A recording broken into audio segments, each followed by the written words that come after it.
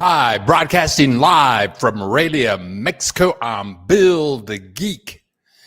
This is the Bill Dallas Lewis channel, and every Saturday we get together and we share the joys of living in Mexico. It's 2 days after Thanksgiving. I hope everyone had a very enjoyable day with all your relatives up in the house. Maybe you was up in some relative's house. I hope nobody got killed in the last couple of days. You know how wonderful family can be. But anyway, we get together every Saturday at 10 a.m. Central Time, and we talk about the joys of living in Mexico. I got a bunch of video clips today. I have some information about Mexico travel for right now, things you may want to avoid or just to be aware of.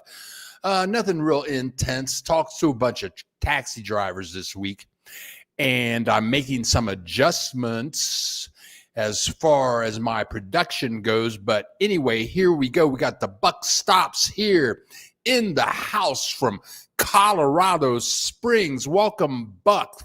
And Alana is in the house saying hello to everyone. And even Elizabeth has showed up today. Oh, yeah. And she's become an Ohio State Buckeye fan. I almost put on my Ohio State shirt today because today, in 1 hour, the Ohio State Buckeyes play the game with the Michigan Wolverines. But I'm not going to talk about it much, but that is the game. Number 1, Ohio State versus number 15, Michigan. That's in my blood. In my blood. We got Angela Morris in the house looking good again. She had some health problems. Welcome back. Let's have a funky good time. Hey, hey, woo! I'd sing the whole song, but it's copyrighted. I know how. I can sing like a bird.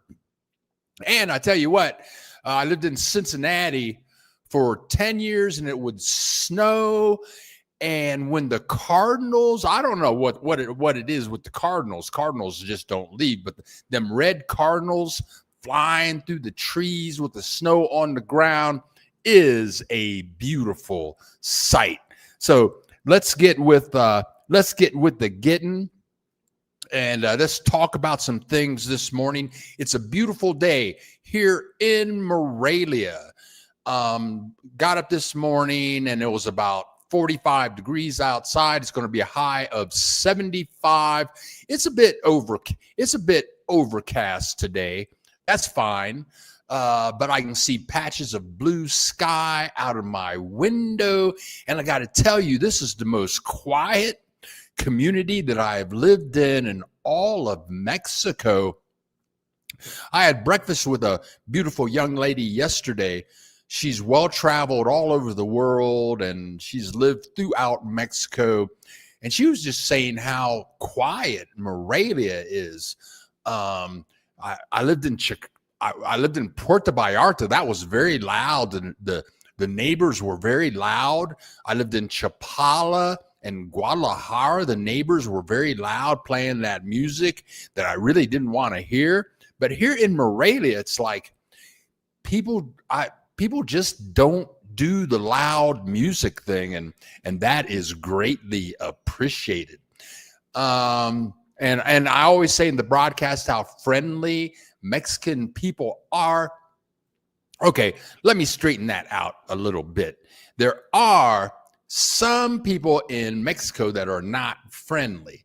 And I don't mean that they're violent or anything like that, but there are some people in Mexico that are just grumpy, just like in the United States. You know, you got that grumpy relative, the one that's just grumpy all the time, or you got the neighbor down the street that's just grumpy all the time, or you have that person that you work with that's just grumpy all the time. Well, let me straighten it out. They got people like that here in Mexico also.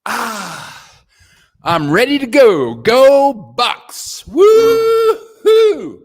Go Bucks. I thought about doing this, but Ohio State hasn't beat Michigan in about 3 or 4 years. And I've been putting this shirt on. This is my dad's shirt. This is my dad's Ohio State Buckeye shirt. Yep. And he died about 12 years ago. Here's a picture of my dad right here. That's him in the middle. Yeah, there he is. There you go. That's Bill Sr. in the middle. And to the right of him, over there on the right, the skinny guy standing next to the woman, that is the head coach of Ohio State, Kressler, something like that. They won the championship about 5 or 7 years ago, something like that. My dad was a volunteer recruiter for Ohio State. So anyway, okay, so I got my shirt on. It's been bad luck for a couple of years, so I haven't been wearing it. Okay, so there you go. I got my Ohio State shirt on. I hope that it's not bad luck for the boys. Think how much you know than when you first began. Yes, life is all life is all about winning. Why are Midwest guys just normal? Okay. Oh, there you go. There you go. There you go. Yes. Yeah, I did it. Okay. Brian Maiden. Brian, pretty boy Maiden is in the house. Good morning to everybody. Brian Maiden, great to see you here. Yes. Yeah. Buckeye for life. That's right. Okay. Good morning, Bill. Grateful for the day after Thanksgiving. Me too.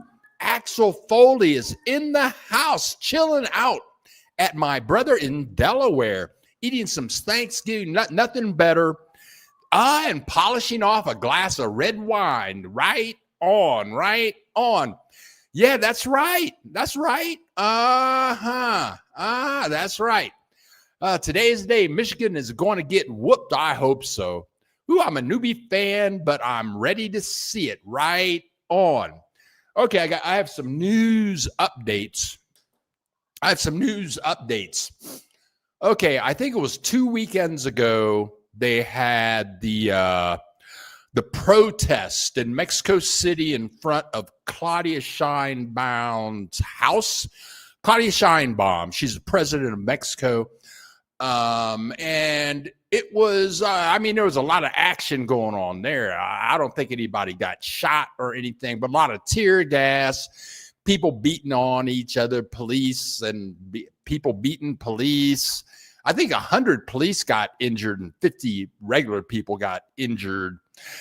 So there have been protests, and there were protests throughout Mexico on that day. It was kind of like King's Day, where 7 million people marched in the United States, but it was all peaceful. Almost all of the protest in Mexico was peaceful, except in Mexico City.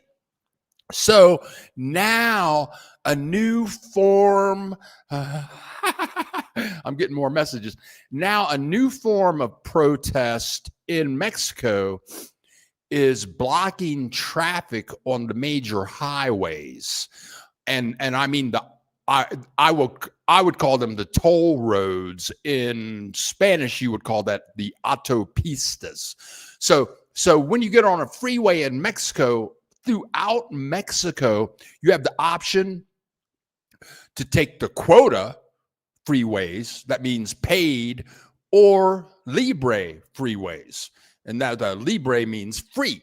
So you can go free or paid. And the paid highways are fabulous. They're fabulous throughout Mexico. But the libre freeways are okay, but they're not great. So anyway, what I'm hearing is throughout Mexico, the autopistas protesters are lining up so that people can't drive through. So I got a really strange message this week from my preferred bus line, which is Primera Plus.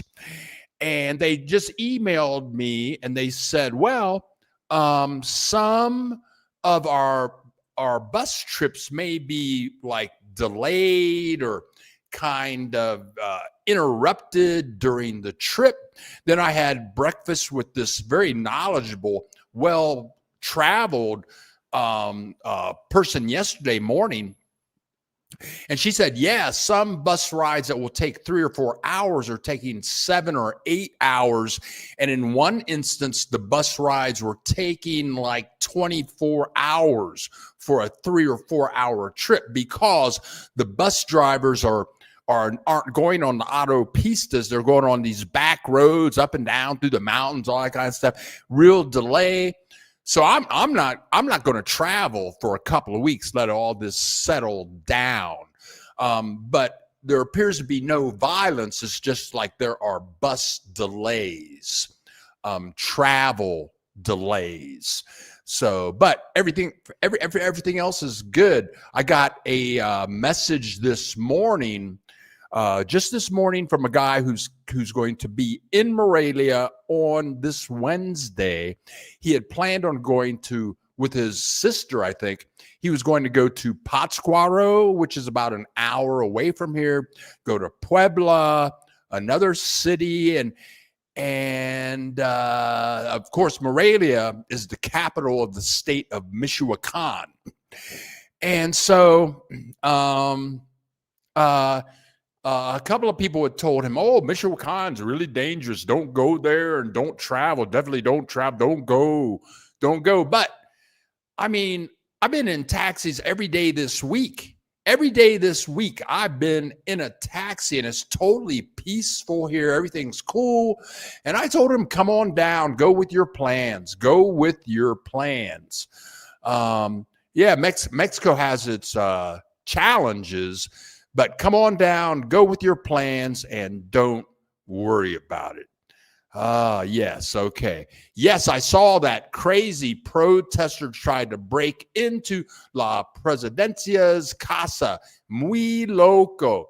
Yes, also, one of my taxi drivers yesterday, we talked politics, and this taxi driver was really knowledgeable. And I got in a taxi and he said, where are you from? And I said, oh, I'm from Ohio.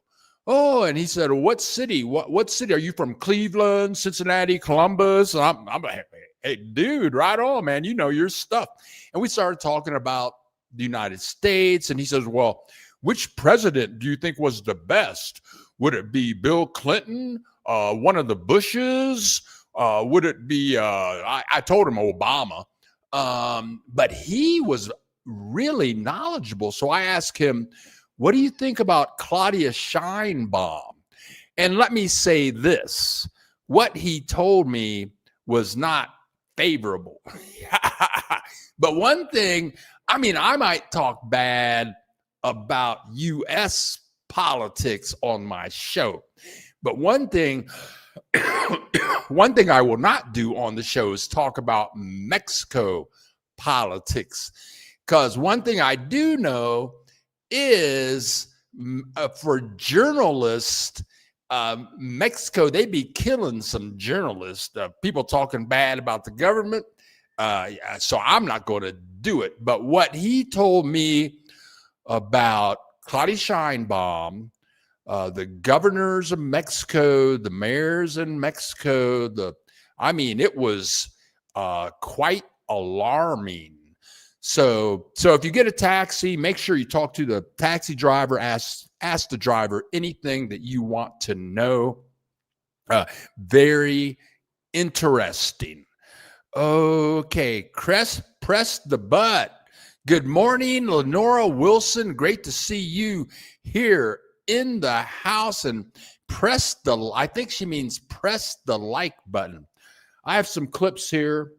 I think in the very near future, I'm always going to go live on Saturdays but I'm thinking about going live in midweek, maybe twice a week.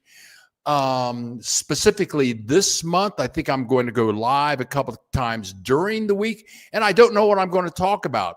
I'm just going to talk about life, encouraging kind of things. Living in Mexico it's been a wonderful thing for me.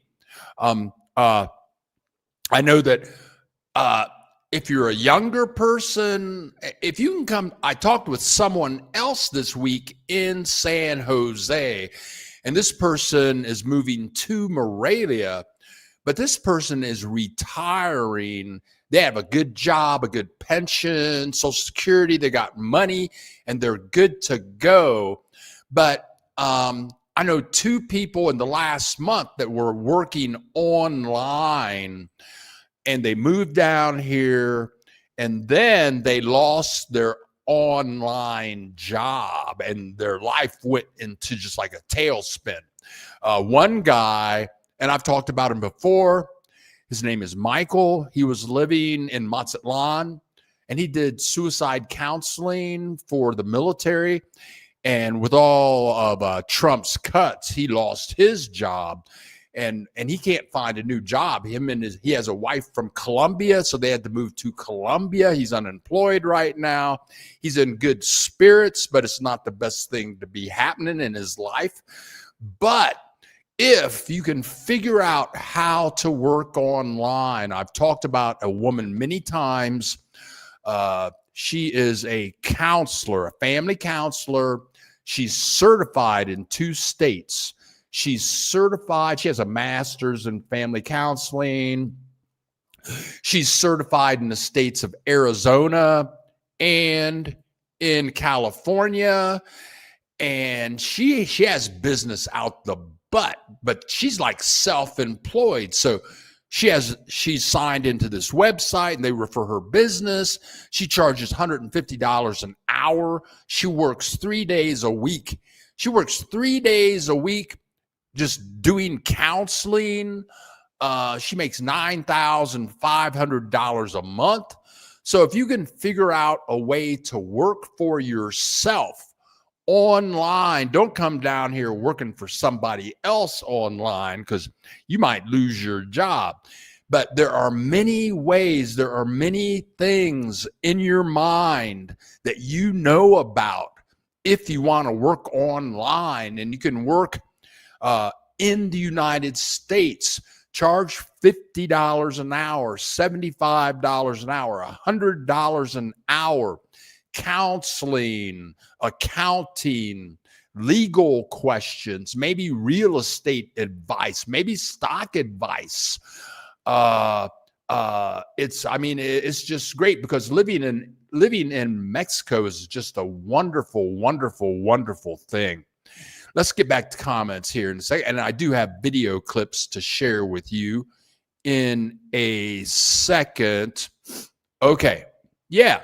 Tooth Fairy, please press the like button, amigos. Yeah, press the like button. That's how that helps our algorithm and keeps us on YouTube. Cab drivers are so knowledgeable. You were absolutely politically correct how you handled that situation. Muy bien. Thank you very much. Soulful Vegan. Good morning, Bill and crew. Happy weekend to you. And we got hold on a second. Let's go back over here. My next places to visit in Mexico are Baja and the Gray Whales, Oaxaca, I can't say that right, and San Cristobal de las Casas.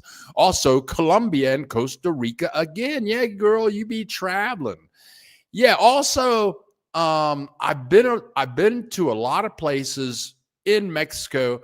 I've been in so many places in Mexico. I don't even remember most of the places that I've been to. And I make these videos, and many times I say, oh, I could live here. I could live here. I could live here. There are so many wonderful and fabulous places to live in Mexico. And I was talking with this person in San Jose. This is like 3 days ago. And this person is so excited moving to Moravian. I said, well, what are you going to do when you get here? You're going to be retired? What are you going to do? And, you know, we're all different, but there are so many fabulous and inexpensive, cheap places to stay where you can spend like 70% less on rent and food and everything down here. Your money's going to go a really long way.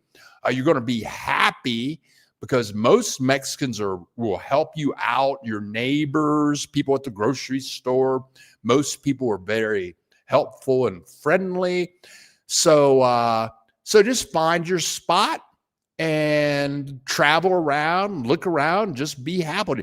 Just come on down and be happy. We got Reggie Meggs in the house. Hola, Reggie. Hola, Bill, and everyone on the channel. Smart not to talk politics about Mexico, especially in Mexico. Yeah. I've learned to ignore talks of politics.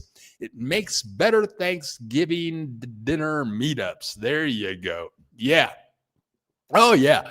And I had that character, Dark Don. Notice I haven't showed any of his videos lately. That's because I put up a few Dark Don videos. I lost like 2,000 subscribers. So now if you want to see Dark Don, you have to be a member. He's private. Only private people can see Dark Don. No. The zoo in Morelia was nice. Have you been to the observatory in the park in Morelia? I'm mad at myself. I never got there. Ugh. I'm not. I've been to the zoo, did a video on the zoo. The zoo was extremely fun. It was fun. It was totally enjoyable. I would go back again if I ever get a date. If I ever get a date with some woman, I'm taking her to the zoo. Yes, I am. The observatory, I'm not real excited about. I've been to one. I think it was in Columbus, Ohio. It was fabulous, but I did it once. It's almost like fireworks. You know, people talk about, like in Mazatlan, they have fabulous fireworks a couple of times a year. All over Mexico, they have places with really great fireworks. And I mean, if you've seen the fireworks one time, but I've seen fireworks like 50 times, and I don't need to see any fireworks ever again. That's just me. With all them people, you got to walk 10 miles to get to the fireworks, whatever. Okay, I try to stay out of Mexico's politics because I am grateful to the Mexican government to save my sanity and my overall mental health. You go, girl. You just say it like it is, Tooth Fairy. Don't hold back. Milan, Ola from Connecticut. Ola, I'm just going to say Milan. I'm probably saying it wrong. I must say, being from Ohio, my mother had 5 sisters. Their last name was Sharp. And my aunt, which aunt was this?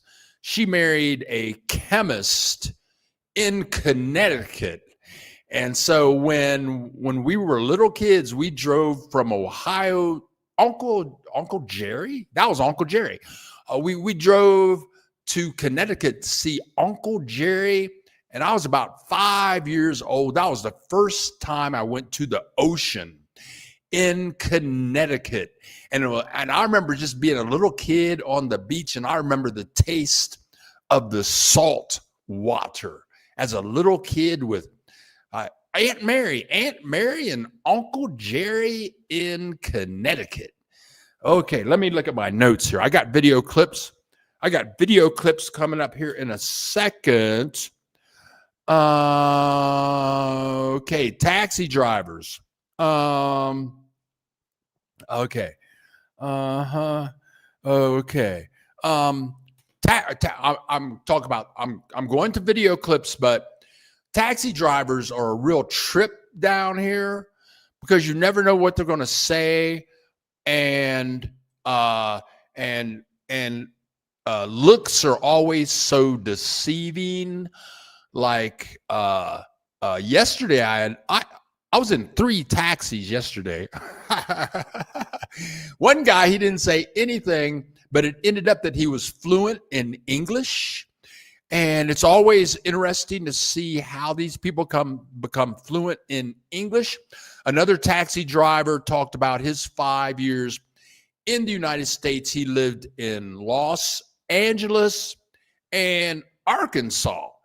And we were talking about Arkansas, and I don't think I don't think I've ever even driven through Arkansas. I just, I just have this image of it's a place that I don't know if I would want to visit, but he totally enjoyed. He talked about how great Arkansas was and how friendly the people were. And then he moved to Los Angeles, and we talked about living in LA. So yeah. Taxi drivers. I'm gonna do some segments on taxi drivers throughout my live broadcast. We make the Connecticut to Ohio drive quite a bit, as our eldest son lives there. Right on. We will be leaving for our Mexico drive in the next couple of months. Tell you what, the drive, I've driven to Mexico 3 times. 2 times from Maryland and 1 time from Ohio. Yeah, let me think about that. Yeah, that's right. And once you hit the border, I stayed on the paid toll roads, and it was fabulous. The entire trip was fabulous. The only thing about Mexico is, the roads they're all like brand new, and and they're kind of expensive. It's like every 20 miles, you got to give them like $5. Like every 20 miles, you stop at the toll. The thing to remember if you're driving through Mexico is keep your gas tank full. Keep your gas tank full, because in the United States, they have signs like, okay, next gas station 100 miles. They don't do that in Mexico. No. If you out of gas, you just FK'd. You just woo. So whenever you see a gas station, whether you need gas or not, fill up for sure. That's all I got to say about that. We got Justin in Iowa. Justin, thank you so much for contributing to the channel. This is how we stay on the air. People like Justin donating, and that is super greatly appreciated. Justin, God bless you. Happy Thanksgiving, and thank you for your support. Thank you so much. You have no clue. You just don't understand. I love the fireworks at 9 p.m. in front of the cathedral. Okay, they do that. Yeah, Saturdays. Okay.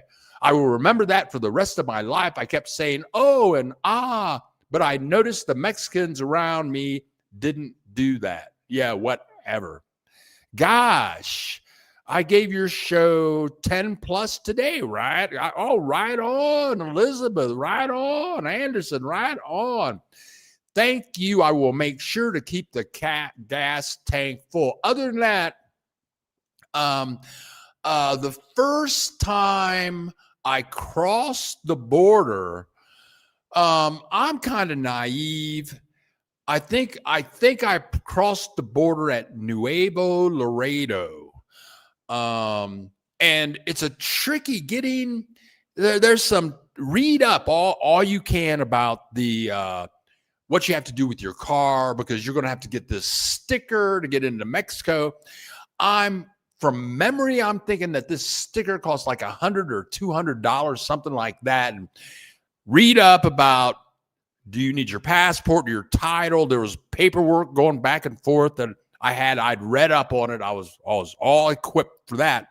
But in Nuevo Laredo, you're in this town, you're trying to get, first you have to go get your paperwork so you can cross the border. And then you got to find out where the little place is that you go through to cross the border. And it was tricky. So my first time crossing the border, I was pretty much lost. I was using this app called Waz that was kind of directing me to where, and I was getting lost. So there was this little Mexican man standing on the corner, and I said, "Hey, can you help me? Can you help me get to where I'm going?" And he said, "Yeah." So he got in the car, and it was a little, it wasn't real tricky, but it was like, go 2 blocks, make this right, go 2 blocks, make this left. And you had to do that about 5 times. And the guy got me right to where I needed to go. So I got to where I needed to go. And then I crossed the border. And so on the United States side, you have the U.S. military or whatever they are. And on the other side, you have the Mexican military. So I'm getting ready to go across the border, got my passport ready. I'm all good to go. And I asked this U.S. military guy, because I was nervous. I'd heard all this bad stuff about people getting killed in Mexico and all that kind of stuff. This is 21 years ago. So I asked this U.S. military guy, I said, "Hey, do you have any tips? Where was I going? I was going to drive to Puerto Vallarta. You have any tips on do's and don'ts?" And he said, "Don't drive at night and don't stop for anybody. Don't stop for anybody, even if they have on a uniform." And that's what he said. Don't stop for anybody. Just drive, and don't drive at night. So that was my policy. I had no problems. But even in the United States, I don't drive at night. But in Mexico, there's a couple of reasons not to drive at night. And the main reasons I think not to drive in Mexico is animals, cows, goats, horses, dogs. I mean, that's enough right there, let alone getting robbed, okay, or kidnapped. So the way even in the United States, I've driven all over the United States. My policy was, wherever I'm leaving from, I leave at 7 a.m. and at 3 o'clock, I'm getting a hotel right next to a restaurant so I can walk to the restaurant, get some food, go back to the hotel. And that's the way it is in Mexico for me. Also, going from Nuevo Laredo to Puerto Vallarta, it's a long drive. It's almost like a 16-hour drive. Maybe it's not that long. Oh, okay. So my mid-stop, I had my map. I knew where 8 hours was stopping, and I think the 8-hour stop was San Luis Potosi. I'm just doing that from memory. I think that's what it was. So before I got to San Luis Potosi, I found a hotel. I mean, it was on the map, because in Mexico, they don't, like, if you're driving from Cincinnati, Ohio to Columbus, all the way down the freeway, it says, before you get to the exit, first it says Hilton Hotel, Red Roof Inn, Marriott. First they show that. Then they show the restaurants, McDonald's, Burger King, KFC. Then they have another sign showing the 3 of them, 1 mile. Okay. No, in Mexico, I've only seen that like 1 time. So you're going by all these exits, and they don't tell you what's off the exit. You got to know where your hotel is ahead of time. So when I got to San Luis Potosi. Okay, I had the name of the hotel, the address, and all. I didn't know how to get there. So what I did was I saw a taxi, and I stopped the taxi and I said, "Here's the address of my hotel.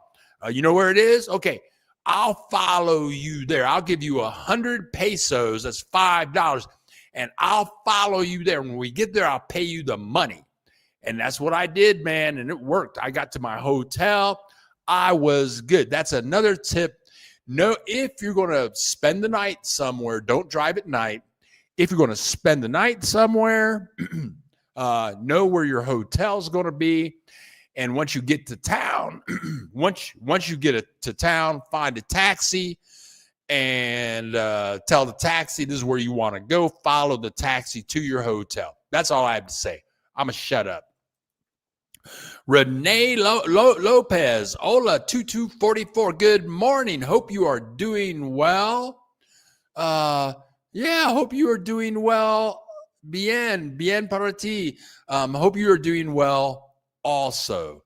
Since we celebrate Thanksgiving here in the U.S., what holidays do you look forward to in Mexico? Okay, I tell you what. I look forward to Christmas. I really don't do anything for Christmas, but it's just, I mean, I've been going to the grocery store like every day this week. I talk about this store all the time. It's called La Comer. And they play the best music. They be jamming. They play funk. I'm in, and Tooth Fairy will tell you, she goes to La Comer. I mean, I'd start dancing. I'm in there like 8 o'clock, 8:30 in the morning. I'm walking down the aisle with I'm dancing. But lately they're playing Christmas music, and it's all funky. Mexicans get funky. They're playing American funky Christmas music. They like Soul Brothers.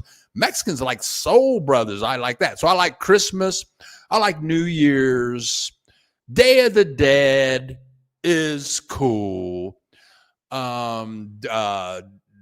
Independence Day, Day of the Revolution, those are good. And that's about it for me. They have Father's Day down here, Mother's Day. They have Workers' Day, which is like Labor Day, but it's Workers' Day. They have Day of the Kids. But I just leave all that alone. Thanksgiving down here is kind of strange because I just celebrated it by myself. I got some instant mashed potatoes and some chicken legs. So the chicken legs were my turkey, but that was cool. And I worked on Thanksgiving, and so that was what that means is video production, but I enjoyed it. Then went to the grocery store, cooked some chicken legs and some mashed potatoes, and hey, happy Thanksgiving. That was it for me. I'm good. I was good with that. So it's weird. It's weird when it's a holiday in the United States and you have that tradition in your background and nobody else knows, right? Nobody else knows what you're thinking, what you're talking about. So it's different. It is different, but that's just the way it goes. Tooth Fairy, what I observed though is a lot of poor pro-American, poor Mexicans are haters of the Mexican president because they agree with her stand up to the American government. Amazing. Yeah, I've had politics and who supports who is very strange. I've had Mexican leave comments on my channel that I only like MAGA. I only like MAGA. I mean, it's politics are strange, or it's even like white people that live in red states that are getting their welfare cut off, getting their insurance cut off, getting their schools cut out. And, they just love some Donald Trump. They just love it. They love that abuse. High Vibe 001. Good morning to you, girl. Looking good this morning as usual. Let's get to our first video clips. Some video clips I haven't showed for a while. I've been doing this 5 years, but I got a few video clips for you. Here we go. Let's do the first one right here. There you go. Now, is that beautiful or what? This is one place I lived in Mexico for 3 years. You got to like that. Yeah, let's show this one here. There you go. Beautiful, beautiful, beautiful, beautiful. Now that is not the ocean. That is not the ocean. This city is Ajijic. And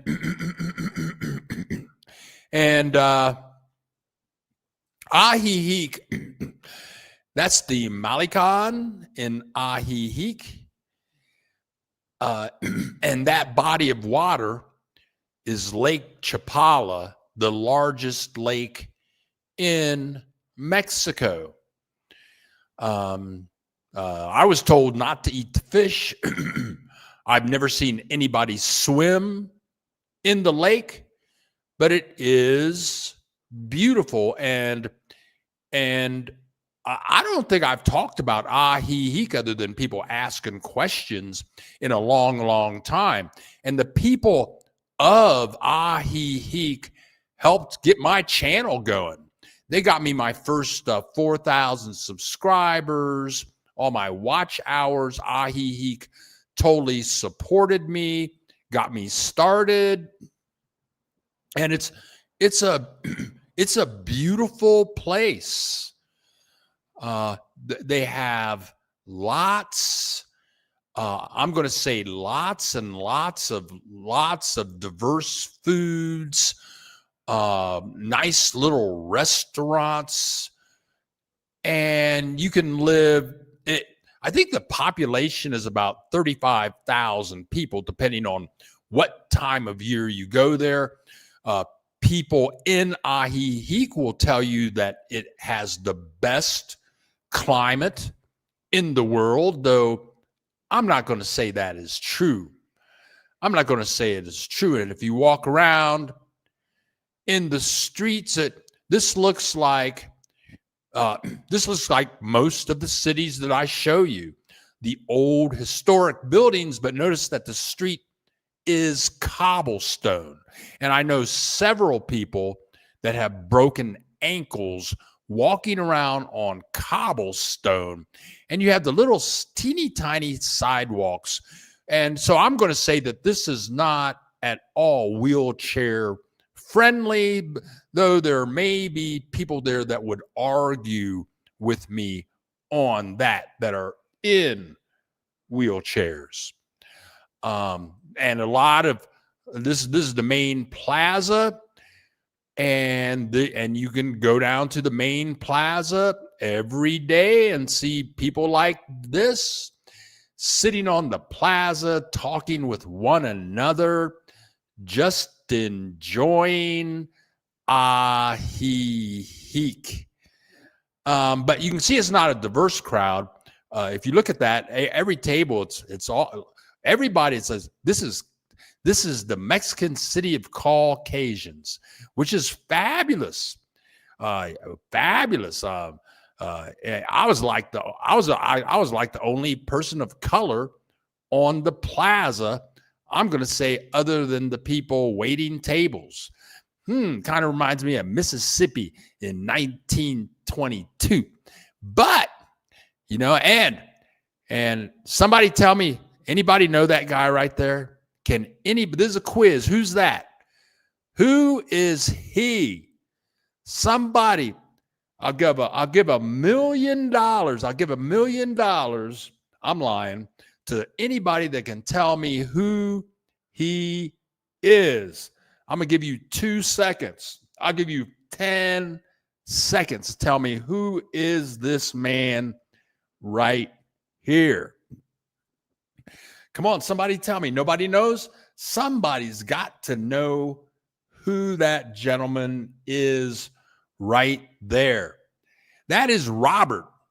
And I can't say Robert's last name correctly, but that's Robert. He owns a dildo shop. That's him sitting in front of his dildo shop called Wilds in Ahiheek. And this was when I was filming, making my first videos, and I stopped him, introduced myself. Hey, is this your shop? Can I interview you? He says, sure, come on in. So I gave him my card, and 6 months later, he says, hey, I own a bed and breakfast in Mazatlan, and we do a tour in Mazatlan. Come with me. I mean, if you come with me and video my tour, then you can stay in my Airbnb for free. And the Airbnb was fabulous. It's like a mansion with a little swimming pool in the back. It's right on the Malecon in Mazatlan. So you walk out of the front of the Airbnb and a half a block from the ocean. And I stayed at his place like 3 times shooting videos. He helped launch my YouTube channel. I got him a lot of business in tours, but this all kicked off in Ahiheek. That all kicked off in Ahiheek with Robert. And I have to take my hat off to Robert. Hi, Vibe. How much time do you spend alone? Was it difficult adjusting? That's a great question. Hi, Vibe. This may be disturbing, but I spend almost all of my time alone. I'll have an occasional breakfast with someone, but I have a very inquisitive mind. So, I'm traveling, I'm creating, I'm doing YouTube research. I watch a lot of political YouTube videos every day to stay abreast of what's going on in the world. But I vibe. I love myself. I love my time with myself, because I have goals for myself, and I love me. I really hate being around boring people. And I was in a relationship with this person, and we would go over to her mother's house every Sunday with her family members, and that was a nightmare. Because it was just boring. They weren't exchanging information. No conversation was interesting. No. I don't like stupid people. I was on the phone this week with this person in San Jose, California. They're moving to Morelia. Brilliant individual. I had breakfast yesterday with this brilliant woman. She's not from Mexico. She's lived all over the world. Brilliant. I mean, we had breakfast, but we were there for like 3 or 4 hours. I love brilliant people, but if you're not brilliant and have ideas to share, stories to tell, things that you've been reading, experiences that can help me grow as a person, I'd rather be by myself growing myself. There you go. Looks like Florida. I'll pass. Yeah. Ahiheek. It is, I'm going to say it's the expat. It's the expat capital, I'm going to say, of Mexico. Lots, I mean, of elderly expats in Mexico, and but the people treated me great. But as you can see, I live in Morelia, and in Morelia, I never see expats, and that was the thing about Guadalajara. Also, I lived in Guadalajara, population about 5 or 6 million people. And I tell you what, for 3 years, I only saw 3 Americans. In 3 years, 5, 6 million people. And like, one time I was at the grocery store, there was an American guy in there. 3 times in 3, that's the way I like it. Okay. The dildo guy. Yes, Rob, the dildo guy. Brian Maiden, I enjoy visiting Ajijic, but that cobblestone can go away anytime. Drank my cappuccino there, Mr. Robert from the dildo shop. It's called Wilds. So, and Robert, I'm not going to talk about Robert's money, but he owns he's got I think like an Airbnb in Ajijic. He's got the dildo shop. He's got the property in Mazatlan. Rob does very well. Yeah. So if you ever need, I never had need of a dildo. But if you need one, that's where, if you're in Ajijic, that's where you go. I enjoy visiting Ajijic, drinking cappuccino at that mall. Yes, the mall is that's very funny. You really have so much to do in Mexico, you don't notice you're alone. Yeah, I never even think about being alone. I'm not alone. I'm never alone. But that's another story. Renee, I would love to live in the higher elevation, the Taxco, a nicer higher elevation area where climate is moderate. Yes. And I'm going to say Morelia has a great climate year round. And I'm going to say the last 20 cities that I've done videos in have all been high climate cities. Let's go back and show some more videos here. Here we go. Now, this is another neighborhood. This is another neighborhood in Ajijic. This looks like a USA suburb.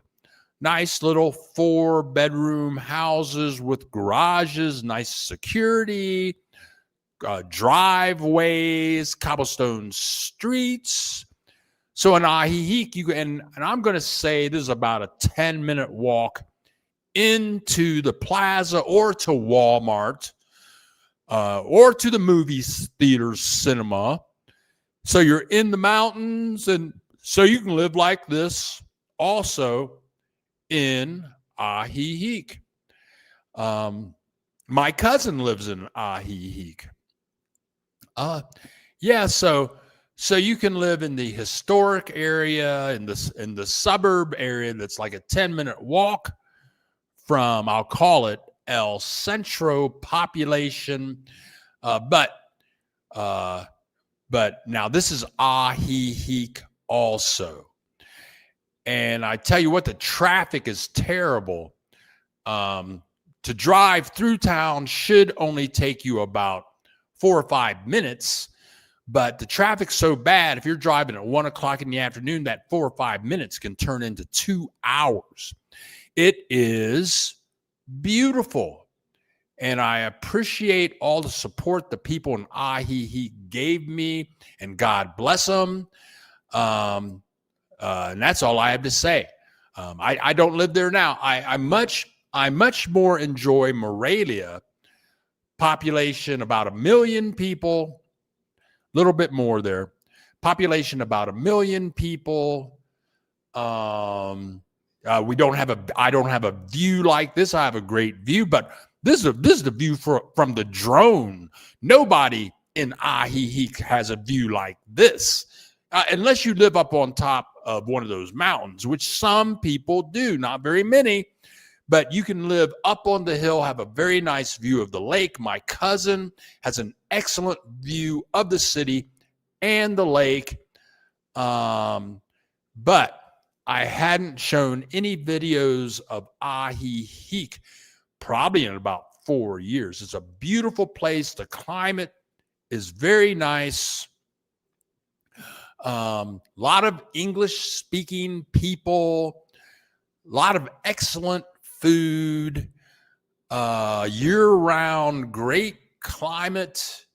So if you want to be around expats and be in expat groups, talk English, you can live here and speak no Spanish at all. They have great hospitals there.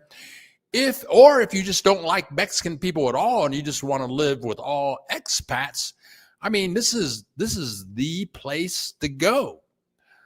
I met some wonderful people there. I know some great people. Now, okay, let me stop that. Now we're going to go somewhere else.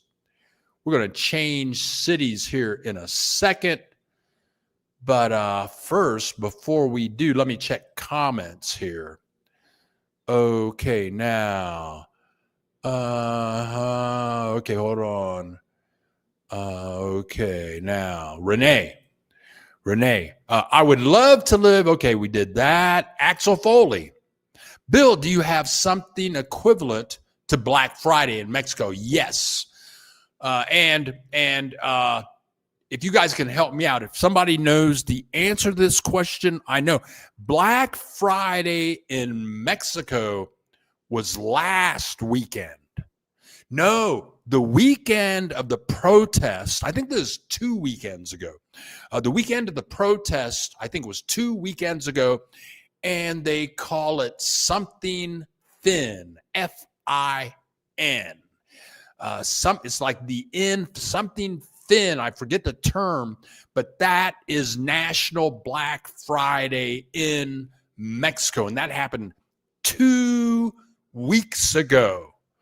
And let me just get on the internet here, and I'm just going to say, what is the name of Black Friday in Mexico?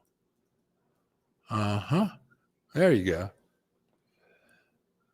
There you go. It's called El Bien Fin.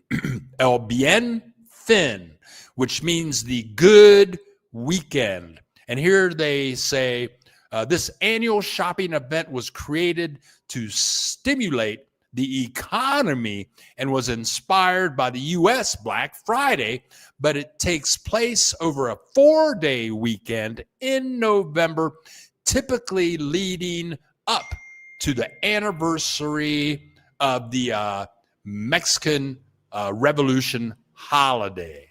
And that started in the year 2011. There you go. Bien Fin.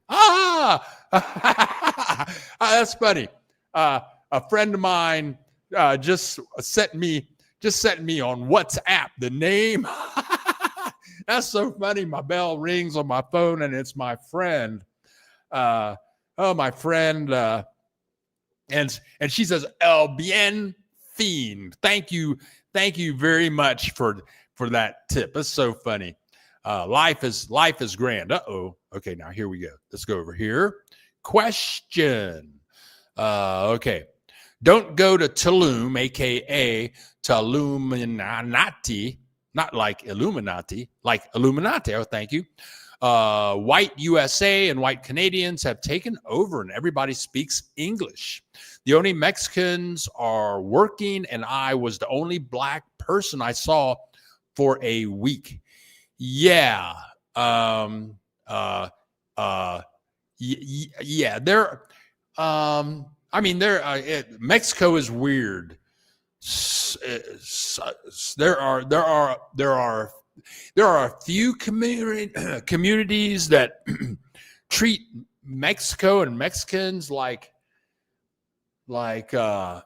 trash. It's almost like a slave mentality. Oh, Mexicans are inferior, and we just want to come down here and only see Americans. We only want to see Americans, and all of them got to be white. And I really stay away from that thing. But there are people like that here. I knew when I lived in Puerto Vallarta. I'd go to the beach frequently, and there was this white lady who had just moved in. She had an apartment on the beach, right on the beach, and her mother had the apartment upstairs. And she was so good and so friendly to me, and we were having a good time talking when I first met her. And she told me, she said, oh, I have white friends here in Puerto Vallarta, and I told them that I was talking with some Mexicans. And the white people told her, you talk to Mexicans? It was just like, no, don't talk to Mexicans, only talk to white people. I mean, hey, I'm just saying, I'm not into that, but it's down here. Okay. Do you think there will be more homes for sale as baby boomers dwindle away? More homes for sale? Where? Where are you talking about? Where? Do you think there will be more homes for sale as baby boomers are dwindle away? Are you talking about in the United States? Because in the United States, who can afford a home in the United States? I don't understand. You have to clarify that. Beautiful drone, by the way. Thank you there you go. Thank you for your help. Bien Finn, thank you so much. And Reggie Meggs, thank you so much for contributing to the channel. This is how I earn a living. So thank you for contributing to the channel. Thank you so much, Reggie. I'm interested in coming to Mexico to take an immersive Spanish class. Do they have them in Morelia? Yes, they do. In fact, my neighbor is a white American from the state of Washington. Him and his wife, they're missionaries. They have 3 children. And he takes Spanish classes, even though his Spanish is excellent, but he takes Spanish classes. He lives next door to me.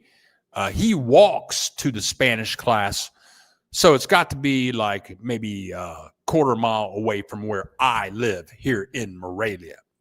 Okay. I'm thinking Mexico, Ajijic. Okay. Yeah. Will more houses go for sale as people start dying there?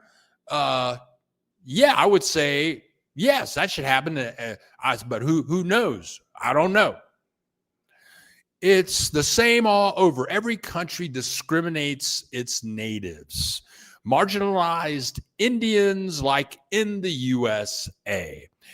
Yeah. People all over the planet are messed up. I mean,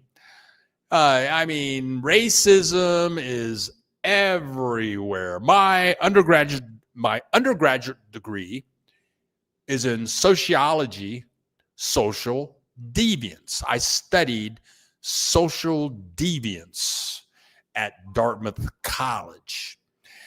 And that's the study of people being different. And it doesn't matter what group you're in. That's why social deviance was so fascinating to me. Okay, I'm black. To a lot of white people, being black is not good. They won't talk to you. You can't marry their daughters. No, you black. But I'm black. So for many black people, I'm not black enough. I don't talk black. Okay. So for many black people, I'm not black enough. For many black people, I'm too black. I mean, it doesn't matter. It doesn't matter what you are. Because with any group, you have people who are judging, well, how white are you? How you're not white, because if you were white, you think like this. Oh, you're not white enough.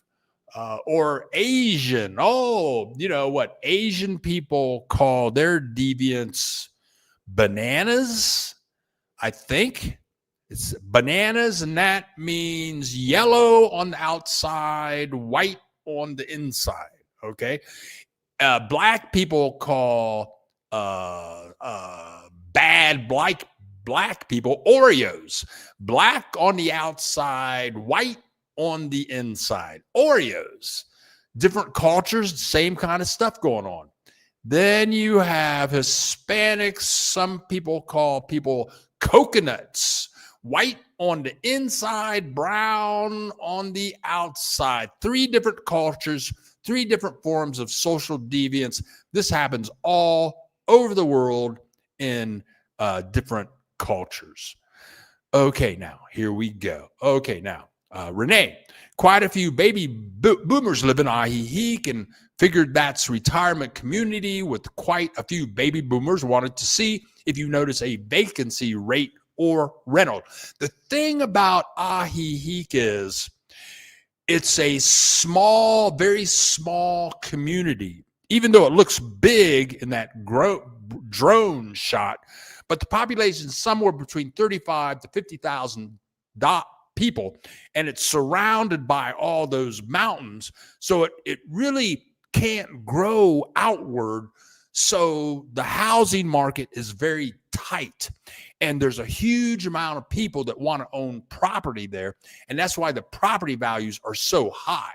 So I don't think there's going to be any big bargain going on there anytime soon. I'm not hating. It's just weird to be in Mexico and feel like you're in Huntsville, Alabama. Some parts of Cancun is like that as well. Yeah, I was in some place that was near Ixtapa. Starts with a Z. I did a video on it, and I ran into some people. They had those. I ran into some white people, and they were just rude. It was like I was in South Africa. They were indignant. Wow. Oh, so whatever. Okay, here we go. I hear you from Alana. I'm in the U.S., but from the East Coast, I find it difficult to be in Mexico and feel like I'm in the southern or southwestern U.S. Okay. Native Americans call their social deviants apples. Ooh. All red on the outside, white on the inside. That's funny. See, there you go. Those immigrants in Ahihique will probably bequeath their properties to their family. I was thinking that high vibe. Yes. What a treasure to hear you speak the converse. What a great point of view. Boots on the ground view, so to speak. Thank you so much. Yeah, people are people, and I'm not super well read, but a really good book was Gulliver's Travels. And there are different versions of the form of Gulliver's Travel, but in one version, what you have the Lilliputians or something like that, and they were having a war. They were having a war based on, there were 2 different countries, and one country, the people broke their eggs by cracking the big end, and the other group of people, they opened their eggs by cracking the little end, and that's what started the war. Cracking the egg on one side or the other. People are nuts. So people are crazy. All cultures, all the people. Then, you can just talk about your own family members. Oh yeah. So whatever. Okay, now here we go. Let's click this button. Hey, Bill, since San Miguel de Allende is rather topped out, what town do you think will be the new San Miguel Allende. It's hard to tell. And when you find out, EZ8546, when you find out, let me know so that I can know not to go there. That's bad. That's a bad thing. But I'm going to say popular tourist cities in Mexico are going to be San Miguel Allende, God bless them, Ajijic, even Mazatlan is a very popular spot for Canadians, has been for scores of years. Puerto Vallarta, and I don't want to live in those cities. I want to live in Mexican communities with Mexicans. And in Mazatlan, there are, here in Morelia, there are, I'm going to say, many expats living here, but with 1 million people, you don't see them all the time. And if you want to see them, they have little groups. There are 2 groups that I know of, and they get together for a breakfast every week, or they get together and play cards. And so if you want to be with them, you can go be with them. Okay. And right on for that. But I don't want to, I'm in Mexico. I don't want to see expats like all the time everywhere. So whatever. There you go. I love Gulliver's Travels. My favorite episode is when he that's Gilligan. But stop. Okay. Yeah. Okay. His ship. Yeah. When his ship wrecked and woke. Oh, yeah. Yeah, that's good. Yeah. That is Gulliver's Travel. That's funny. Okay. Now, why does San Miguel get such a bad rap? I don't know. I've been there one time many years ago, but I've heard it's just kind of hilly, kind of expensive. Other than that, I don't know anything. Mazatlan used to be crime-ridden. Has that changed over time? Yeah, come on. That's all. I'm just going to say it's crap. I lived there 2 years, had no problems. I'm from Columbus, Ohio. I didn't know. I don't know anybody. I was born and raised there. Lived all over Columbus, Ohio. I only had one friend that got shot, and it was a white boy from my high school. My high school at 16, we had driver's licenses that said we were 21. And so we go down to party to Ohio State every night. My friend that got shot, his name was Matt Brink. I love that man. He was like 18 when he got shot. How did he get shot? Matt Brink, the white boy, he had a big ass mouth. And we were right down on the main drag where all the bars are, and some car went by, and he screamed at the car something insulting to some other white people in a car driving by. So the car went around the block and shot him in the dick, and he died. That's the only person in Columbus, Ohio I know of that ever got shot. But I mean, people are getting killed in Columbus, Ohio, probably today. Is it a dangerous city? No, you can go there. Just don't insult people. Don't go out getting drunk and all that kind of stuff. That's the way it is with most cities in the world. So some people say, oh, okay. Now, something I haven't said today. Somebody sent me a message this morning. Maybe I said this earlier. Him and his sister are coming here to Morelia this Wednesday. And some people said, don't go to Michoacan. It's dangerous. Don't go. Don't travel. Everything's bad. And come on. You can come to Mexico, just mind your own business, and you'll be okay. So screw all of that Mazatlan stuff. The more channels I watch about moving abroad, it seems that immigrating is appealing to introverts. Yeah, okay. Yeah, I mean, but I tell you what, high vibe. I've traveled a lot. I've lived in numerous places in Mexico and in the United States. And this year I've seen some of the most beautiful cities. I've seen some of the most beautiful cities this year in Mexico. And so many of these places I've fallen in love with. But I tell you what, man, I'm going to tell you, I'm almost 70 years old. I'm not moving. I like my apartment. I like my neighbors on my street. And we're not, it's like they're not coming over here and spending 3 hours. I'm not going to their apartments and spending like 3 hours. But I wave at them. They wave at me. They smile. I like that. I can walk anywhere I want to go. Take a Uber anywhere I want to go. Get on a bus. Go anywhere I want to go. I'm not moving.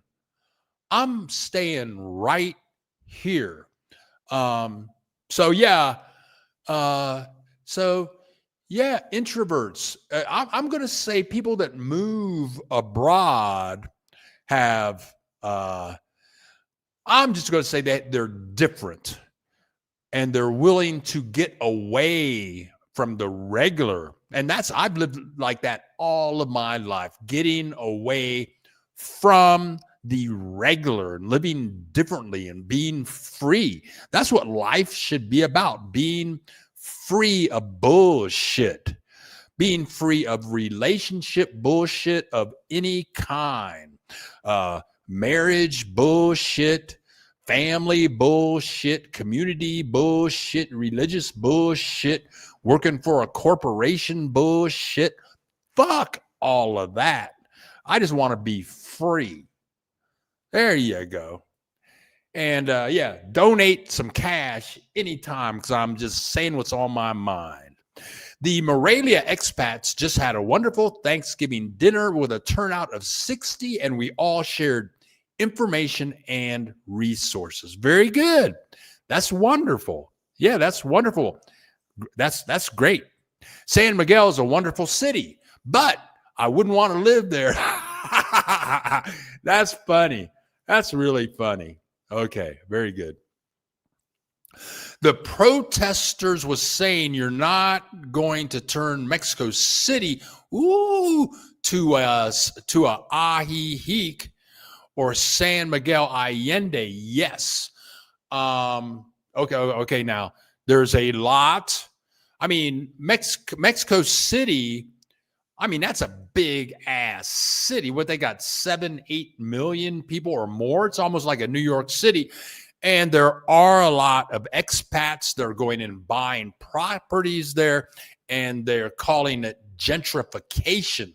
I mean, there are people that have lived in these communities for years and years and years. It's like New York City.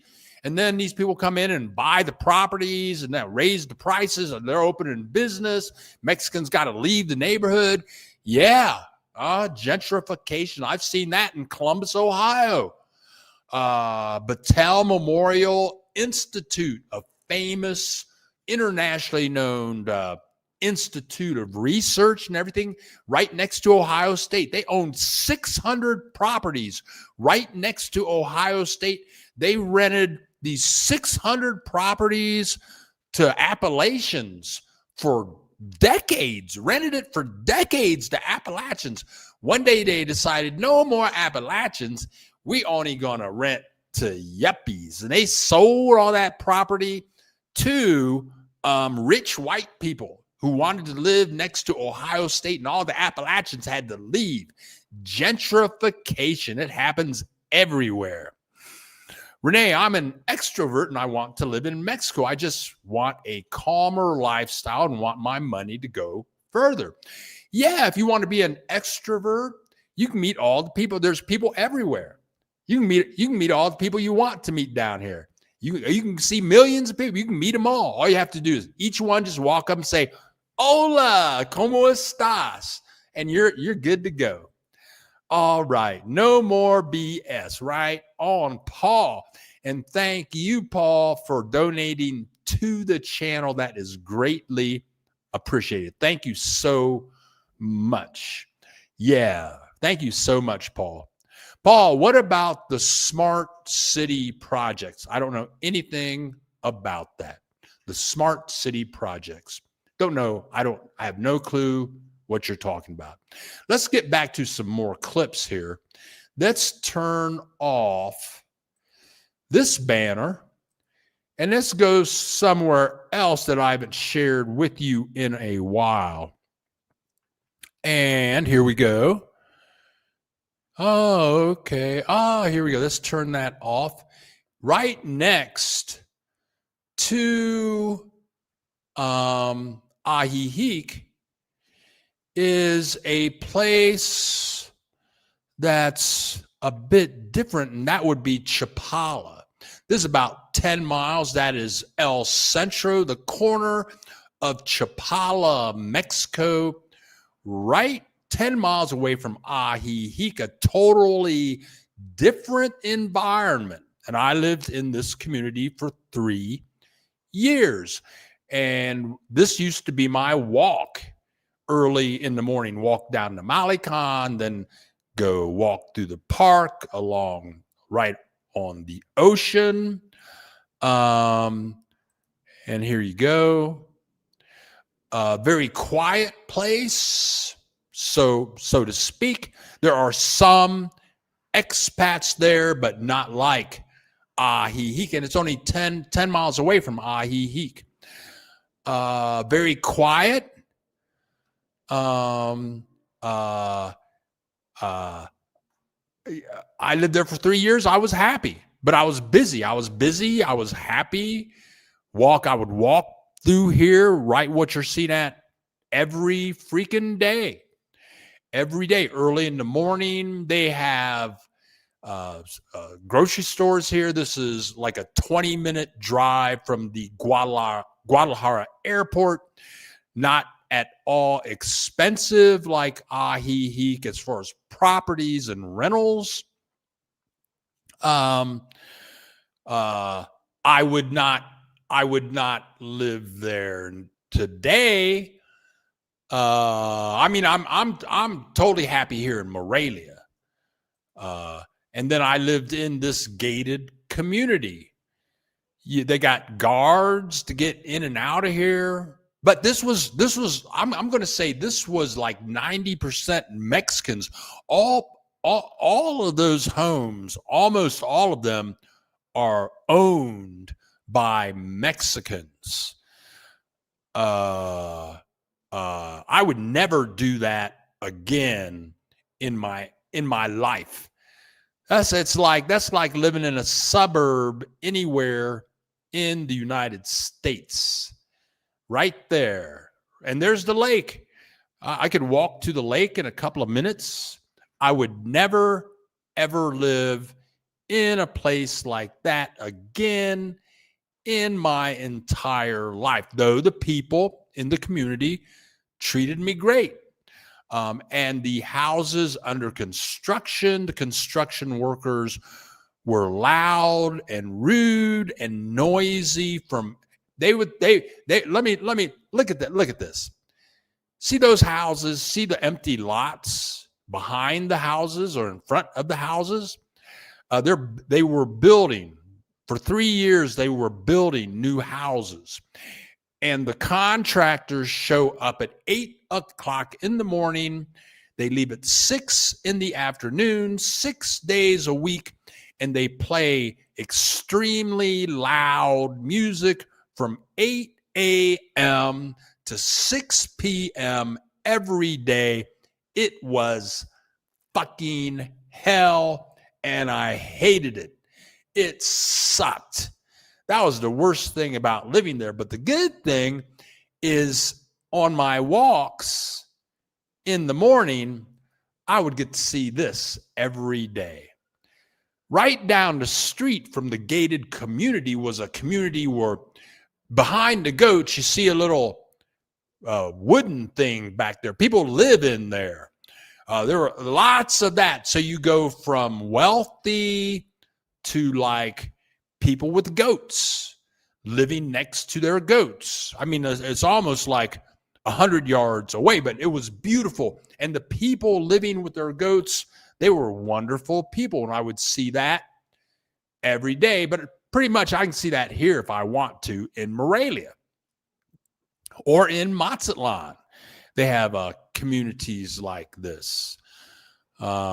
Mexico, like the United States, is very diverse. It's almost like walking from Rodeo Drive to Compton. So, that was cool. Or I could see the goats, and then I would every day I would walk by these horses. I like that. I love nature, but this is the city of Chapala. Yeah. But I mean, everybody's different. Everybody likes what they like, but I would never live in a gated community like that again. I've seen too many nice, wonderful places throughout Michoacan, throughout the state of Michoacan, throughout the state of Jalisco, throughout the state of Guanajuato thus far. And I've enjoyed that much more, which where I have some final video clips showing up here. This is my community, and you guys have seen this walkway before. This is about 4 blocks away from my apartment.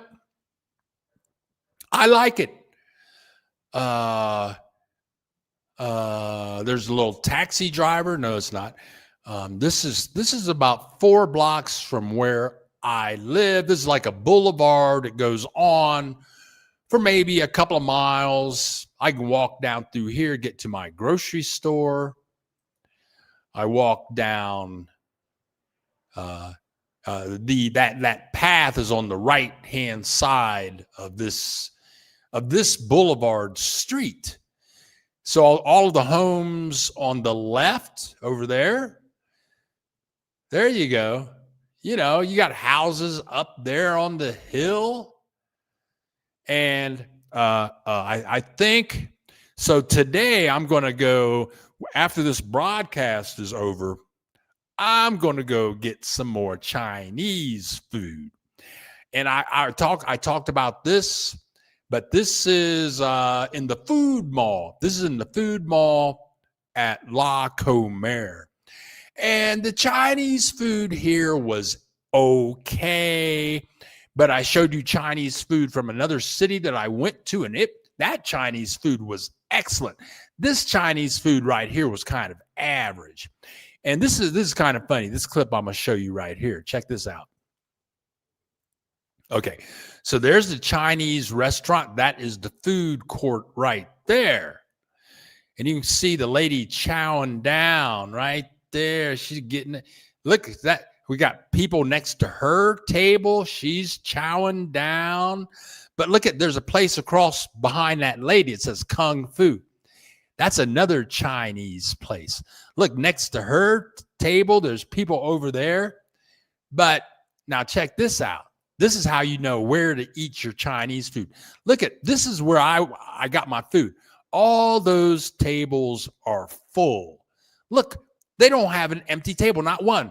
But let's walk over here towards the Kung Fu Chinese place. Nobody's there. What's up with that? That's how you know where to eat your Chinese food.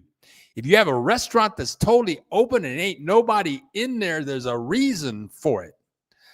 And I went back last Saturday. I went back, got me some more Chinese food. Yes, and I'm going again today. And I'm going to eat more Chinese food while I'm watching the Ohio State Buckeyes today. Okay, I just have a couple of more clips here just a couple of more clips so you can see I mean, if there are so many different ways to live in Mexico. This place in Ajijic with the Ajijic Malecon, different types of homes, the mountains, the lake. This is one way to live in Mexico, though I choose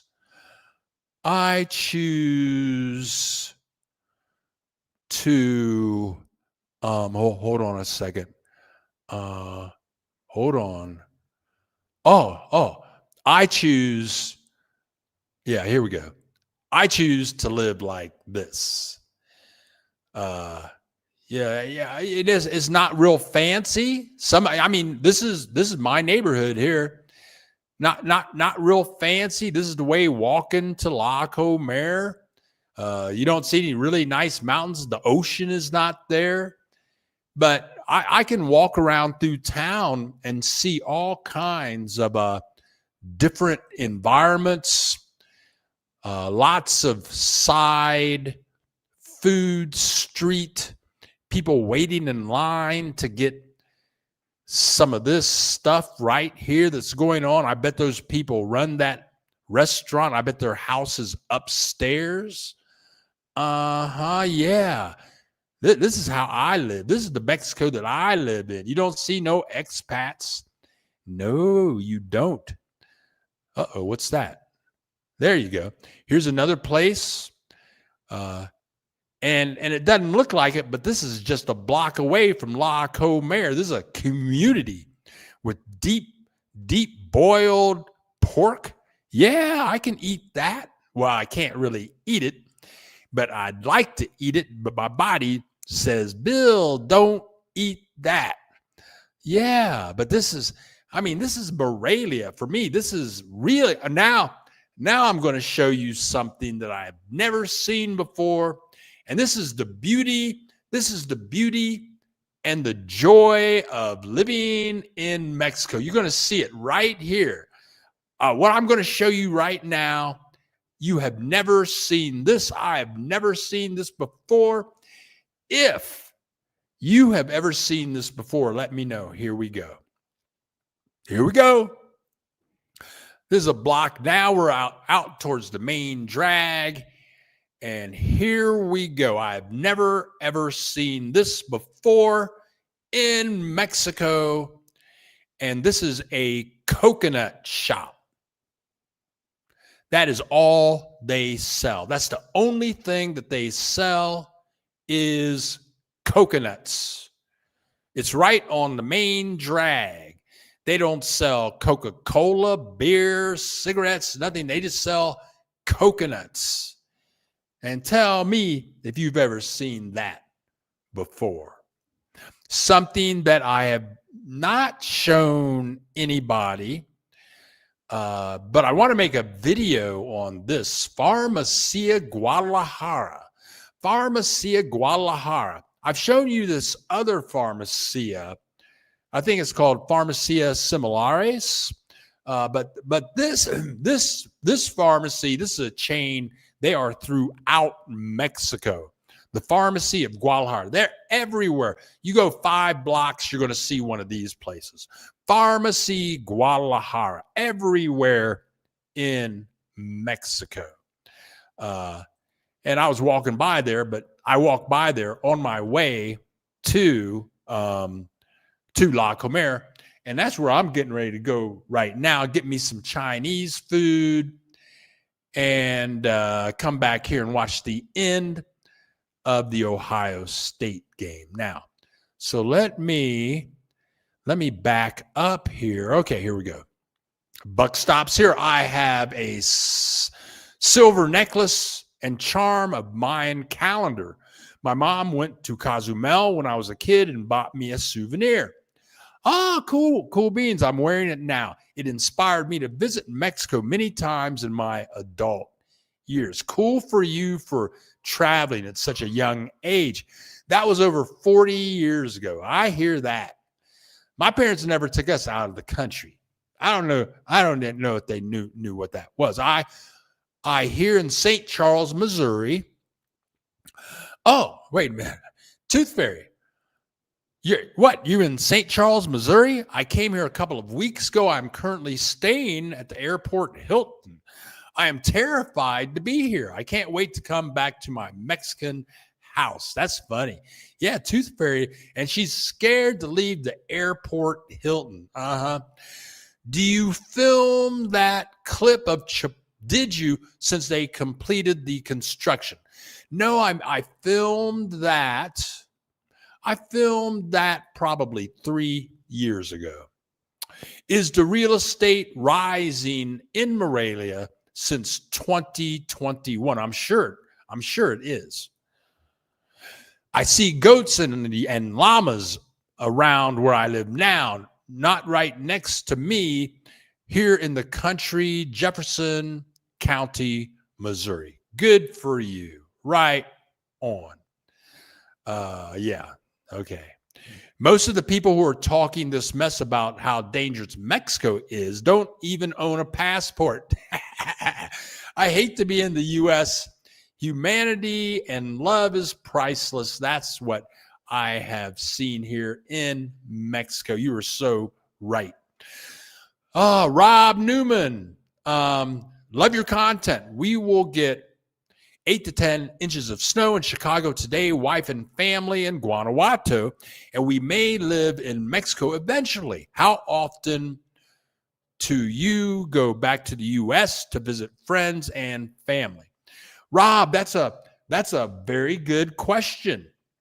I never go back to the United States, and I probably never will go back to the United States. I have no desire at all to go back to the United States. And if I want to communicate with a friend or a family member, which I do frequently, I have a telephone. So I can call people, we can do Zoom, whatever. But these toes will never step on U.S. soil again. Why? Because they don't like it. My feet don't like U.S. soil. There's too much negativity and racism and ignorance. I can't take it. I can't take ignorance. I'm too ignorant myself to be around other people's ignorance. Right on. Okay. Now who's this? Okay, Bill El Adicto. Right on. Speak in Spanish. Oh, geek. Adicto. Oh, that's nice to know. Thank you. Adicto. See, geek in Spanish is adicto. Thank you very much. Reggie, Bill compared to growing in South Central LA, also known as Watts, Mexico is extremely safe everywhere. Right on. Right on, Reggie Meggs. Oh, wait a minute, man. Reggie, I was in a city. Oh my God, what city was that? Starts with a J. Beautiful city. I could live there. It's about 4 hours from here. I was sitting on the square. I was shooting video, took a little break. I'm sitting on the square, and there was this Mexican guy who grew up in South Central LA. He was 10 years younger than me, and he was telling me that that's when all the gangs started, and it was so dangerous. And I had read about it in the newspapers, but he was telling me all about it. But he was a United States citizen, but a Mexican American. But his father still lived in this city, Saudi's 4 hours from here. His father was 90, and he was there taking care of his father. And then he would go back to the United States and he lived in the state of Washington. But he was talking about life in South Central LA. That's where he grew up. He was schooling me on what it was like. Growing up. That's cool. Okay, I think so. Morelia. I'm staying in Morelia. I'm not leaving. I'm not going to the United States. Uh, um, I missed something here. I got it. So is this it? So I'm gonna today. This is the walk I'm gonna take. That mountain you see up there. I live at the bottom of that mountain, going up that street. And this street you seen here, this is the walk I take to La Comer. I'm going to walk to La Comer the back way. Here you go. Here's how I'm going to walk by this linen shop. I'm going to walk by this bakery. And there's a little store. That orange place is a little store right there on the corner. It's just like a little family shop for milk and Coca-Cola and potato chips and things like that. Yes, I'm going to see this in about 10, 15 minutes. And then I'm going to make a right here. There's a laundromat in front of that red car, a pizza shop right there. And this is the back entrance. You walk right up to here, and through those doors straight ahead is La Comer, a cinema, Chinese food, and the food mart. Who would have ever thought? You can't do this in Ajijic or Chapala. There you go. There is the food mart, the La Comer, the cinema, a bowling alley, and more. Yes. Yeah, I can live here. This is where I live. This is America. This is Morelia. This is Mexico. And it's all Mexicans other than me. Other than me, everybody is Mexican. Yes. I can buy a car right over there. I might buy a car today. Now here is the front. This is the front entrance of La Comer. Look at this. That's the front entrance. Huge parking lot, big highway out. This looks like you in a city somewhere, but I don't go that way. I go in the back way. I go in this way. It's totally different. It looks like it's a small community. This is the Morelia that I live in and that I love. And then after the game today, maybe I'll walk down my little path and just enjoy some trees and some leaves and fresh smelling air and my solitude as I enjoy the little path right here. This is the Mexico that I live. This is where I live. I'm happy. I'm safe. Nobody bothering me. Nobody shooting me. Nobody kidnapping me. Nothing going on. Just people saying, what happening? They say, brother, what's happening? So that's all the clips I got today. Stay tuned and see if I go live this week. Let's see now. Reggie Meggs, what are you talking about? I was there during the 65 riots. Yeah, at that time I was in Columbus, Ohio. And I was 9 years old just watching that on the news. 9 years old. I'm 73 years young. Yeah, Reggie. I'm 69, brother. I'm 69. Same here. I grew up in South Oak Cliff, Dallas, Texas. And believe me, if you can survive Oak Cliff, you can live anywhere. It was so bad, the rappers from all over the USA mentioned my hood. That's funny. High vibe. If you can survive being black in America, you can survive anywhere. Hood or suburbs, doesn't matter. Same treatment. Hood or suburbs. That's funny. Woo, people are talking that talk today. Yeah, man. Ooh, I'm telling you, black in the USA. Woo wee. Also, in my notes, stay informed. One thing I am is informed, and you can't stay informed watching Fox News. That they give you no news. There is no news on Fox News, and CBS, ABC, NBC aren't doing too good either. I get all my news from YouTube. There's a lot going on. The new thing to research is the term called re-immigration. And that's what DHS is saying that they are doing.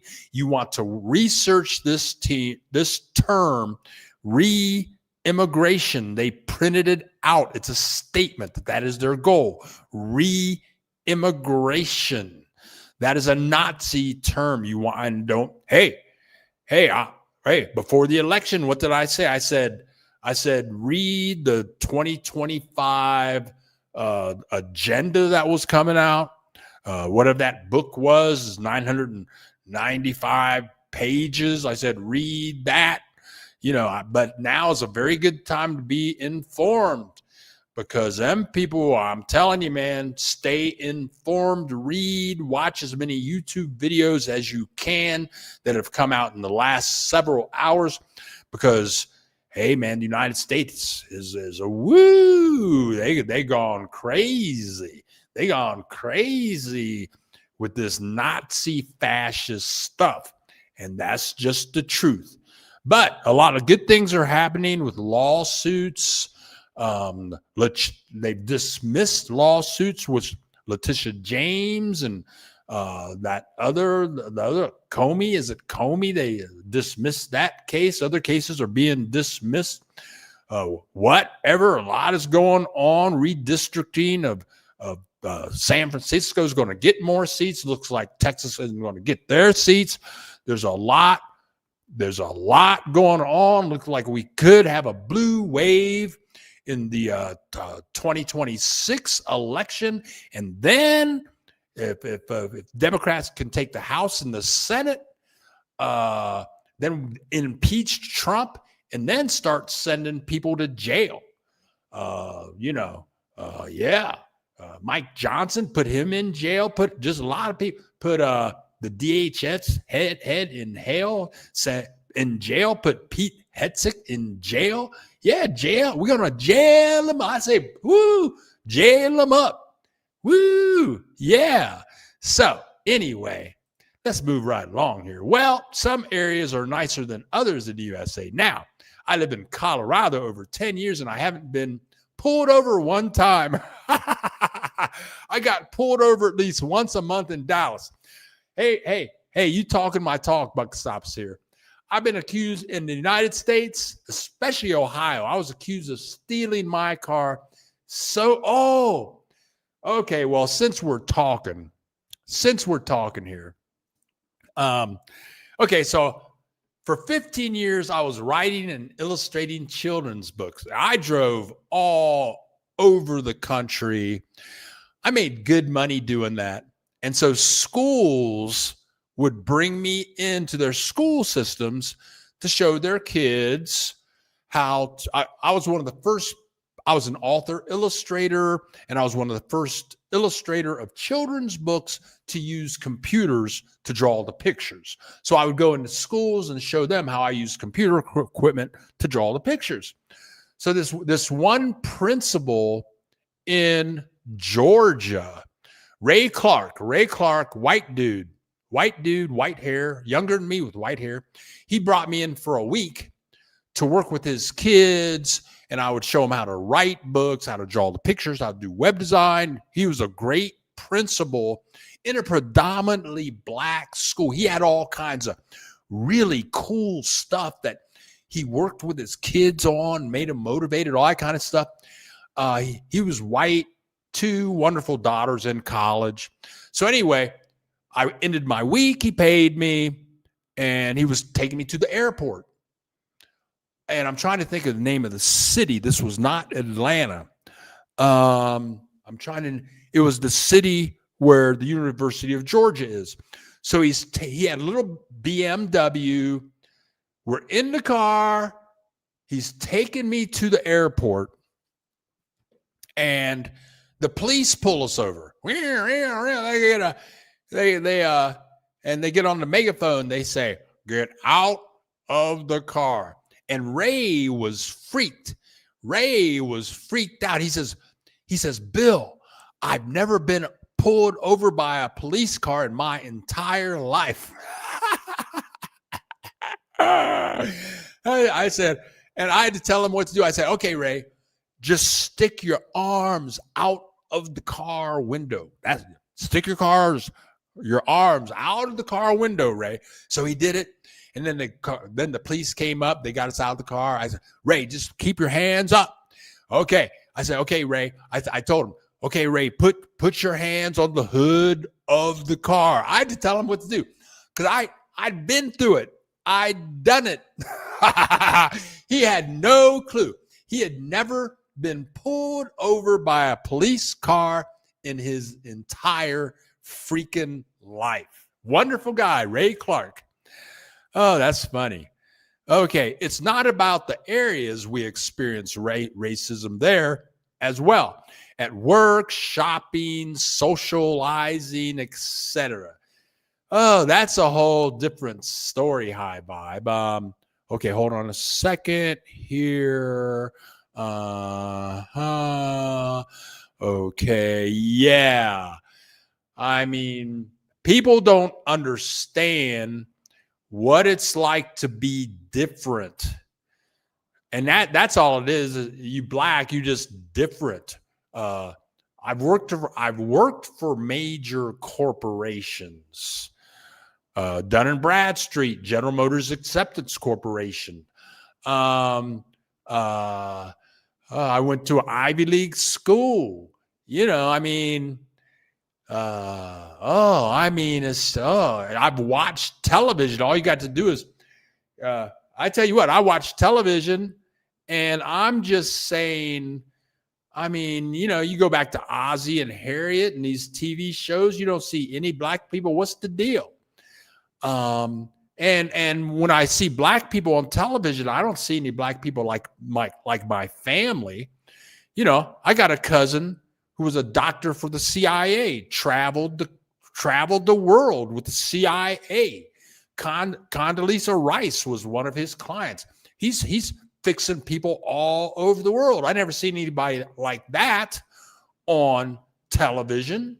Black people. My uncle was a chef on Air Force One with 6 presidents. I never heard about anybody like that, black people like that on television.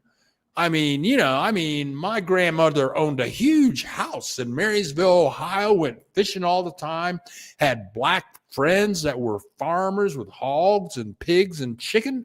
I never seen any black people like that on television. Where are all those people? Where are all of my relatives that went to college and had farms and businesses and were professionals? Why didn't television have all those black people on television all the time? No, they had Ozzie and Harriet on television all the time with no black people, because black people didn't exist.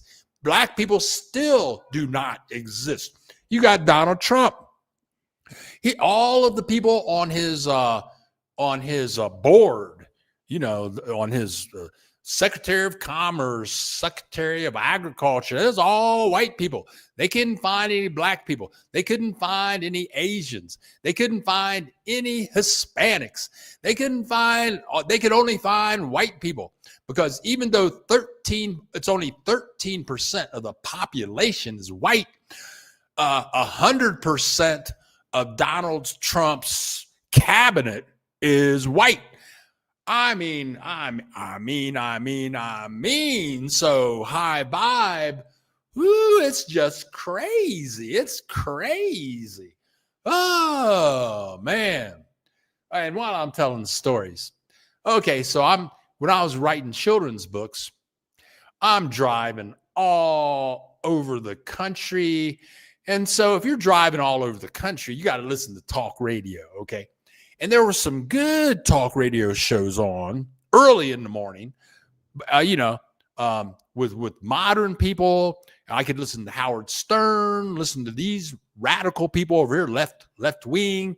But then that all ran out around 11 o'clock in the morning. And if you're out on a back road somewhere riding through the country, which I was doing, going to that next school, the only person out in the middle of nowhere at 11 o'clock in the morning is Rush Limbaugh. Okay. So, I mean, he was on for 3 hours. There was nothing else to listen to. There was only radio. All you could get was Rush Limbaugh. And I remember the day of the Oklahoma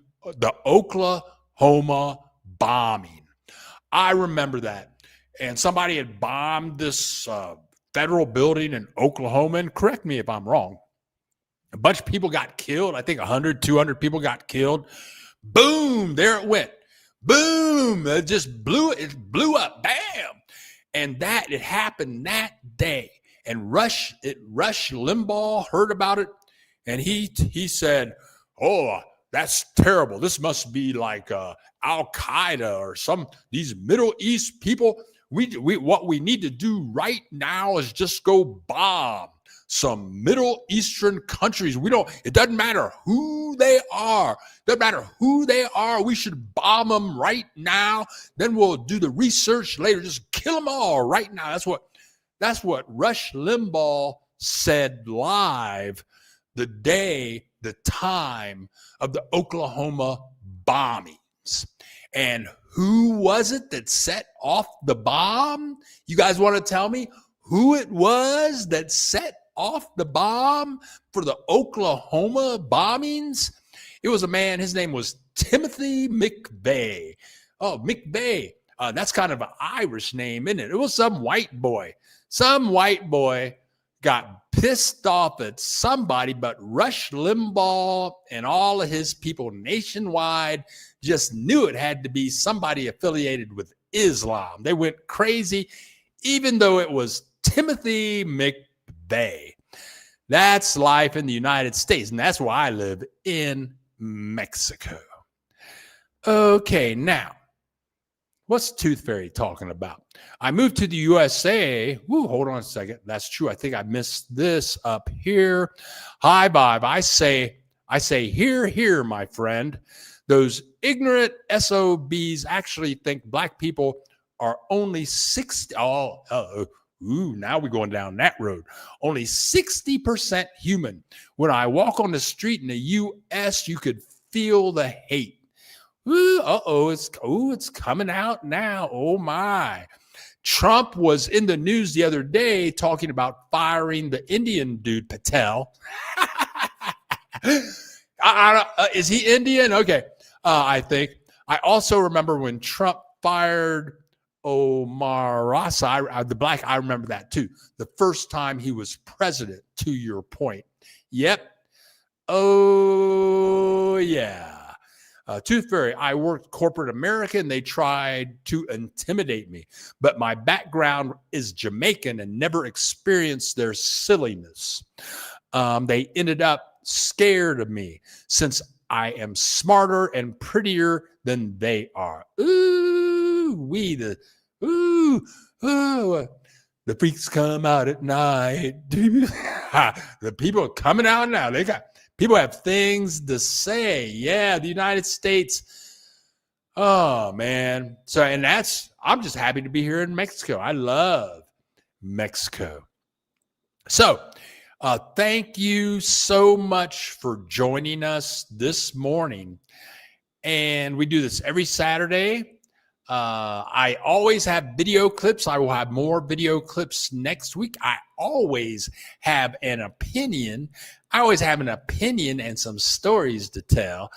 But thanks for joining us this Saturday. If you're watching the replay and you want to donate to the channel, there's about 7 paragraphs down in the description. There's a donate button, and you can click that button and donate through PayPal.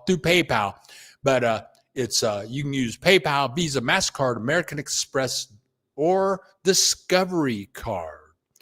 And that's about it. I'll be putting up some more. I'll be putting up more videos this week and shorts. I might go live one time this week. I'm gonna try to go live more, but anyway, and change the times during the week. See what happens. So there you go. I want to bless everybody. Please continue. I hope you had a good Thanksgiving weekend. What's this Saturday? Still got today and tomorrow to enjoy some turkey and some dressing. If you're a vegan, then you can eat some lettuce with some mayonnaise on it. Put some pepper on it too. So I'm Bill the Geek, and this is the Bill Dallas Lewis channel. Antifa, that means anti-fascist. So when Trump talks about Antifa out there, well, that's me, anti-fascist. That would be me on the Bill Dallas Lewis channel.